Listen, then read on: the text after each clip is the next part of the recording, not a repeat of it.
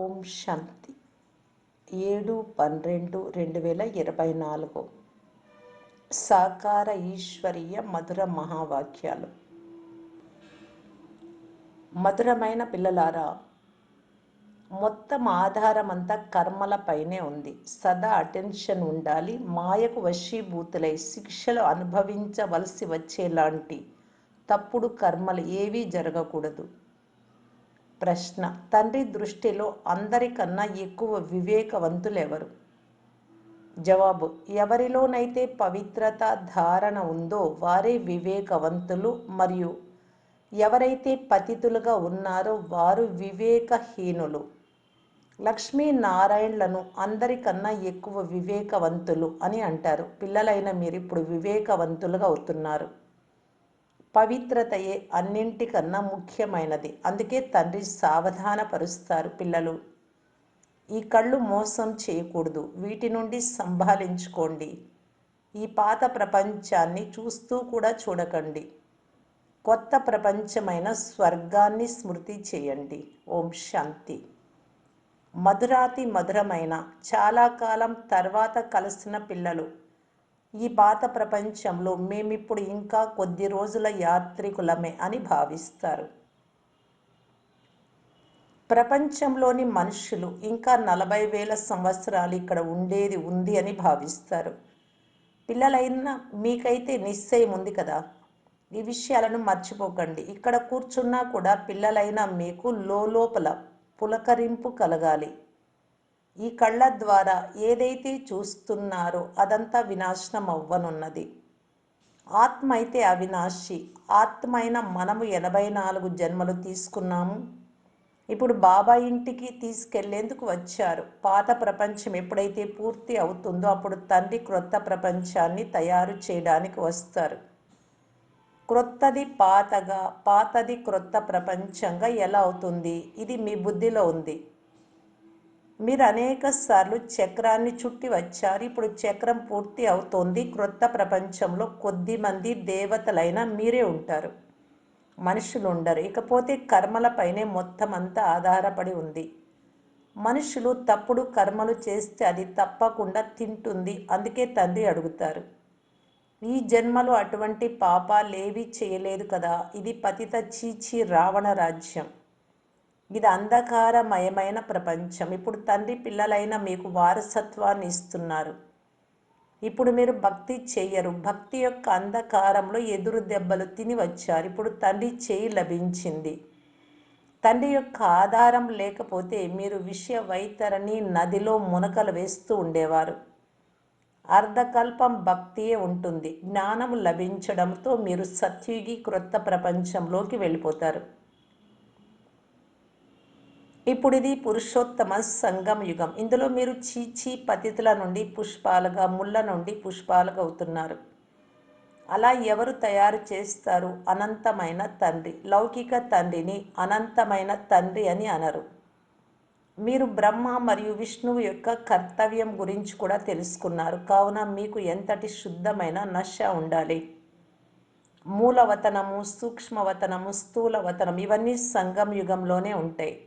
తండ్రి కూర్చొని ఇప్పుడు పిల్లలైన మీకు అర్థం చేయిస్తారు. ఇది పాత మరియు క్రొత్త ప్రపంచం యొక్క సంగమ యుగం. పతితులను పావనంగా తయారు చేసేందుకు రండి అని పిలుస్తారు కూడా. తండ్రిది కూడా ఈ సంగం యుగంలో పాత్ర ఉంటుంది. వారు క్రియేటర్ మరియు డైరెక్టర్ కదా. కావున తప్పకుండా వారి పాత్ర ఏదో ఉంటుంది కదా. వారిని మనిషి అని అనరు అని. వారికి తమ శరీరమే లేదు అని అందరికీ తెలుసు. మిగిలిన వారందరినీ మనుష్యులు లేక దేవతలని అంటారు. శివబాబాను దేవత అని అనరు. అలాగే మానవుడు అని అనరు. వీరు శరీరాన్ని తాత్కాలికంగా అప్పుగా తీసుకున్నారు. వీరు గర్భం నుంచి జన్మించలేదు. తండ్రి స్వయం అంటారు, పిల్లలు శరీరం లేకుండా నేను రాజయోగాన్ని ఎలా నేర్పించగలను? మనుషులు నన్ను పరమాత్మ రాయి రప్పల్లో ఉన్నారు అని అనేస్తారు. కానీ నేను ఎలా వస్తాను అనేది ఇప్పుడు పిల్లలైన మీరు అర్థం చేసుకుంటారు. ఇప్పుడు మీరు రాజయోగాన్ని నేర్చుకుంటూ ఉన్నారు. దీనిని మనుషులు ఎవ్వరూ నేర్పించలేరు. దేవతలైతే రాజయోగాన్ని నేర్చుకోలేరు. ఇక్కడ ఈ పురుషోత్తమ సంగం యుగంలో రాజయోగాన్ని నేర్చుకొని దేవతలుగా అవుతారు. మేము ఇప్పుడు 84 జన్మల చక్రాన్ని పూర్తి చేశాము అని ఇప్పుడు పిల్లలైన మీకు అపారమైన సంతోషం ఉండాలి. తండ్రి కల్ప కల్పము వస్తారు, ఇది అనేక జన్మల అంతిమ జన్మ అని తండ్రి స్వయంగా అంటారు. శ్రీకృష్ణుడైతే సత్యుగ రాజకుమారుడు, వారే మళ్ళీ 84 జన్మల చక్రాన్ని చుట్టి వస్తారు. శివబాబా అయితే 84 జన్మల చక్రంలోకి రారు. శ్రీకృష్ణుడి ఆత్మయే సుందరం నుండి నల్లగా అవుతుంది. ఈ విషయాలు ఎవరికీ తెలియవు. మీలో కూడా నంబర్ వారుగానే తెలుసు. మాయ చాలా కఠినమైనది, అది ఎవ్వరినీ వదలదు. తండ్రికి అన్నీ తెలుస్తాయి. మాయారూపి మొసలి పూర్తిగా మింగేస్తుంది, ఇది తండ్రికి బాగా తెలుసు. తండ్రిని అంతర్యామి అని ఏమీ భావించకండి, అలా కాదు. తండ్రికి అందరి నడవడికను గురించి తెలుసు. సమాచారాలు అయితే వస్తూ ఉంటాయి. మాయ పూర్తిగా పచ్చిగానే కడుపులో వేసేసుకుంటుంది. ఇలాంటి ఎన్నో విషయాలు పిల్లలైన మీకు తెలియవు, తండ్రికైతే అన్నీ తెలుస్తాయి. మనుషులేమో పరమాత్మ అంతర్యామి అని భావిస్తారు. తండ్రి అంటారు, నేను అంతర్యామిని కాను. ప్రతి ఒక్కరి నడవడిక ద్వారా తెలియడమైతే తెలుస్తుంది కదా. చాలా చీచి నడవడిక కూడా నడుస్తారు. అందుకే తండ్రి గడియ గడియ పిల్లలను అప్రమత్తం చేస్తారు. మాయ నుండి సంభాళించుకోవాలి. తండ్రి అర్థం చేయించినా కానీ బుద్ధిలో కూర్చోదు. కామ మహాశత్రువు. తాము వికారాలలోకి వెళ్ళాము అన్నది తెలియను కూడా తెలియదు. ఇలా కూడా జరుగుతుంది. అందుకే తండ్రి అంటారు, ఏవైనా పొరపాట్లు మొదలైనవి జరిగితే స్పష్టంగా చెప్పేయండి, దాచిపెట్టకండి. లేకపోతే పాపం 100 రెట్లుగా అయిపోతుంది. అది లోపల తింటూ ఉంటుంది, ఇంకా వృద్ధి చెందుతూ ఉంటుంది, పూర్తిగా పడిపోతారు. పిల్లలు తండ్రితో పూర్తిగా సత్యంగా ఉండాలి, లేకపోతే చాలా చాలా నష్టపోతారు. ఇది రావణుడి ప్రపంచం. రావణ ప్రపంచాన్ని ఎందుకు స్మృతి చెయ్యాలి? మీరు క్రొత్త ప్రపంచంలోకి వెళ్ళాలి. తండ్రి క్రొత్త ఇల్లు మొదలైనవి నిర్మిస్తే లౌకికంలో మా కోసం క్రొత్త ఇల్లు తయారవుతోంది అని పిల్లలు భావిస్తారు, సంతోషం ఉంటుంది. ఇది అనంతమైన విషయం. మీకోసం క్రొత్త ప్రపంచమైన స్వర్గం తయారవుతోంది. ఇప్పుడు మీరు క్రొత్త ప్రపంచంలోకి వెళ్ళనున్నారు. ఇక ఎంతగా తండ్రిని స్మృతి చేస్తారో అంతగా పుష్పాలుగా అవుతారు. మీరు వికారాలకు వశమై ముళ్ళుగా అయిపోయారు. ఎవరైతే రారో వారు మాయకు వశమైపోయారు అని పిల్లలైన మీకు తెలుసు. వారు తండ్రి వద్ద లేనే లేరు, ద్రోహులుగా అయిపోయారు, పాత శత్రువు వద్దకు వెళ్ళిపోయారు. ఇలా ఇలా అనేకులను మాయ మింగేస్తుంది. ఎంతమంది అంతమైపోయారు. మేము ఇలా చేస్తాము, ఇది చేస్తాము, అది చేస్తామని చెప్పి వెళ్ళే ఎంతో మంచి మంచి వారు ఉంటారు. మేమైతే యజ్ఞం కోసం ప్రాణాలు కూడా ఇవ్వడానికి సిద్ధంగా ఉన్నాము అని అంటారు. అలాంటి వారు ఈరోజు లేరు. మీ యుద్ధం జరుగుతోంది మాయతోనే. మాయతో యుద్ధం ఎలా జరుగుతుంది అన్నది ప్రపంచంలో ఎవరికీ తెలియదు. శాస్త్రాలలో దేవతలు మరియు అసురులకు మధ్యన యుద్ధం జరిగింది అన్నట్లు చూపించారు. ఆ తర్వాత కౌరవులు మరియు పాండవుల యుద్ధం జరిగింది. మీరు ఎవరినైనా అడగండి, ఈ రెండు విషయాలు శాస్త్రాలలో ఎలా ఉన్నాయి? దేవతలైతే అహింసకులు కదా, వారు సత్యుగంలో ఉంటారు, మరి వారు కలియుగంలో యుద్ధం చేసేందుకు వస్తారా? కౌరవులు మరియు పాండవుల యొక్క అర్థాన్ని కూడా అర్థం చేసుకోరు. శాస్త్రాలలో ఏదైతే వ్రాసి ఉందో అదే చదివి వినిపిస్తూ ఉంటారు. తండ్రి అయితే మొత్తం గీతనంతటినీ చదివారు. ఈ జ్ఞానం లభించినప్పుడు ఆలోచన కలిగింది, గీతలో ఈ యుద్ధము మొదలైన విషయాల గురించి ఏం వ్రాశారు అని. శ్రీకృష్ణుడు అయితే గీత భగవానుడు కాదు, ఇతనిలో తండ్రి కూర్చున్నారు, కావున ఇతని ద్వారా ఆ గీతను కూడా వదిలింపజేశారు. ఇప్పుడు తండ్రి ద్వారా ఎంత ప్రకాశం లభించింది, ఆత్మకే ప్రకాశం లభిస్తుంది. అందుకే తండ్రి అంటారు, స్వయాన్ని ఆత్మగా భావించండి, అనంతమైన తండ్రిని స్మృతి చేయండి. భక్తిలో మీరు స్మృతి చేసేవారు. మీరు వచ్చినట్లయితే మేము మీపై బలిహారం అవుతాము అని అనేవారు. కానీ వారు ఎలా వస్తారు, ఏ విధంగా బలిహారం అవుతాము అన్నది అర్థం చేసుకునేవారు కాదు. ఇప్పుడు పిల్లలైన మీరు అర్థం చేసుకుంటారు, ఏ విధంగా తండ్రి ఉన్నారో. అలాగే ఆత్మ అయిన మీరు కూడా ఉన్నారు. తండ్రిది అలౌకిక జన్మ. వారు పిల్లలైన మిమ్మల్ని ఎంత బాగా చదివిస్తారు. వీరు మా ఆ తండ్రియే, వీరు కల్పకల్పము మాకు తండ్రిగా అవుతారు అని మీరు స్వయమే అంటారు. మీరందరూ బాబా బాబా అని అంటారు. అలాగే బాబా కూడా పిల్లలు పిల్లలు అని అంటారు. ఆ తండ్రి టీచర్ రూపంలో రాజయోగాన్ని నేర్పిస్తారు. విశ్వానికి మిమ్మల్ని అధిపతులుగా తయారు చేస్తారు. కావున ఇటువంటి తండ్రికి చెందిన వారిగా ఈ మళ్ళీ అదే టీచర్ నుండి శిక్షణను కూడా తీసుకోవాలి. ఇవన్నీ వింటూ వింటూ పులకరించిపోవాలి. ఒకవేళ చీచీగా అయినట్టయితే ఇక ఆ సంతోషం కలగనే కలగదు. ఎవరు ఎంత కష్టపడినా సరే వారు మన జాతికి చెందిన వారు కారు. ఇక్కడ మనుషులకు ఎన్ని ఇంటి పేర్లు ఉంటాయి, అవన్నీ హద్దులోని విషయాలు. మీ ఇంటి పేరు ఎంత పెద్దదో చూడండి. అందరికన్నా పెద్దవారు గ్రేట్ గ్రేట్ గ్రాండ్ ఫాదర్ బ్రహ్మయే. వారి గురించి ఎవరికీ తెలియనే తెలియదు. శివబాబానైతే సర్వవ్యాపి అనేశారు. బ్రహ్మ గురించి కూడా ఎవ్వరికీ తెలియదు. బ్రహ్మ విష్ణు శంకరుల చిత్రం కూడా ఉంది. మళ్ళీ బ్రహ్మను సూక్ష్మవతనంలోకి తీసుకువెళ్ళారు. వారి చరిత్ర గురించి ఏమీ తెలియదు. సూక్ష్మవతనంలోకి బ్రహ్మ ఎక్కడి నుండి వచ్చారు, అక్కడ ఎలా దత్తత తీసుకుంటారు, ఇతను నా రథము అని తండ్రి అర్థం చేయించారు. అనేక జన్మల అంతిమంలో నేను ఇతనిలోకి ప్రవేశించాను. ఈ పురుషోత్తమ సంగం యుగం గీత అధ్యాయం. ఇందులో పవిత్రత ముఖ్యమైనది. పతితుల నుండి పావనులుగా ఎలా అవ్వాలి ఇది ఎవరికీ తెలియదు. దేహ సహితంగా దేహపు సర్వ సంబంధాలను మరచి తండ్రినైనా నన్ను ఒక్కరిని స్మృతి చేసినట్లయితే మాయ యొక్క పాప కర్మలన్నీ భస్మం అయిపోతాయి అని సాధు సన్యాసులు మొదలైన వారు ఎప్పుడు ఇలా అనరు. వారికి అసలు తండ్రి గురించే తెలియదు. గీతలో తండ్రి అన్నారు, ఈ సాధువులు మొదలైన వారిని కూడా నేనే వచ్చి ఉద్ధరిస్తాను అని. తండ్రి అర్థం చేయిస్తారు. ప్రారంభం నుండి మొదలుకొని ఇప్పటి వరకు ఏ ఏ ఆత్మలైతే పాత్రను అభినయిస్తున్నారో వారందరిది ఇది అంతిమ జన్మ. బ్రహ్మది కూడా ఇది అంతిమ జన్మ. ఇతనే మళ్ళీ బ్రహ్మగా అయ్యారు. బాల్యంలో ఓ పల్లెటూరి బాలుడిలా ఉండేవారు. ఇతను 84 జన్మలను మొదటి నుండి చివరి వరకు పూర్తి చేశారు. ఇప్పుడు పిల్లలైనా మీ బుద్ధి రూపీ తాళం తెరిచి ఉంది. ఇప్పుడు మీరు వివేకవంతులుగా అవుతారు. ఇంతకుముందు వివేకహీనులుగా ఉండేవారు.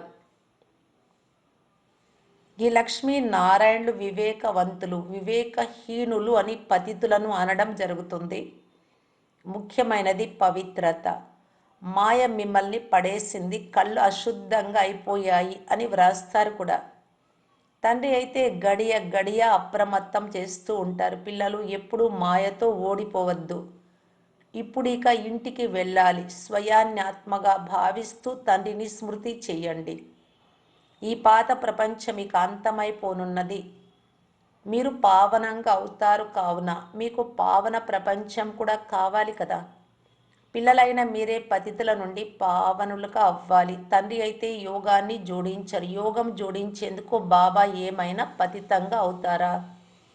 బాబా అంటారు, నేను మీ సేవలో ఉపస్థితం అవుతాను. మీరు వచ్చి పతితులైన మమ్మల్ని పావనంగా చెయ్యండి అని నన్ను కోరారు. మీ పిలుపుకే నేను వచ్చాను. మీకు చాలా సహజమైన మార్గాన్ని తెలియజేస్తాను. కేవలం మన్మనాభవ భగవాను వాచ ఉంది కదా. కేవలం శ్రీకృష్ణుడి పేరు వ్రాయడంతో తండ్రిని అందరూ మర్చిపోయారు. తండ్రి ఫస్ట్, శ్రీకృష్ణుడు సెకండ్. శివబాబా పరంధామానికి అధిపతి, కృష్ణుడు వైకుంఠానికి అధిపతి. సూక్ష్మవతనంలోనైతే అసలు ఏమీ జరగదు. అందరిలోకెల్లా నంబర్ 1 శ్రీకృష్ణుడు. అతన్ని అందరూ ప్రేమిస్తారు. మిగిలిన వారంతా వెనుక వెనుక వస్తారు. స్వర్గంలో అయితే అందరూ వెళ్ళలేరు కూడా. కావున మధురాతి మధురమైన పిల్లలైన మీకు చాలా సంతోషం ఉండాలి. ఎప్పుడూ పవిత్రంగా ఉండని పిల్లలు కూడా కొందరు బాబా వద్దకు వస్తారు. వికారాలలోకి వెళ్తున్నావు, మరి బాబా వద్దకు ఎందుకు వస్తున్నావు అని బాబా అర్థం చేయిస్తారు. అప్పుడు ఏం చేయను, నేను ఉండలేకపోతున్నాను, అయినా ఎప్పుడైనా బాణం తగులుతుందేమోనని ఇక్కడికి వస్తాను. మీరు తప్ప మా సద్గతిని ఇంకెవరు చేస్తారు, అందుకే వచ్చి కూర్చుంటాను అని అంటారు.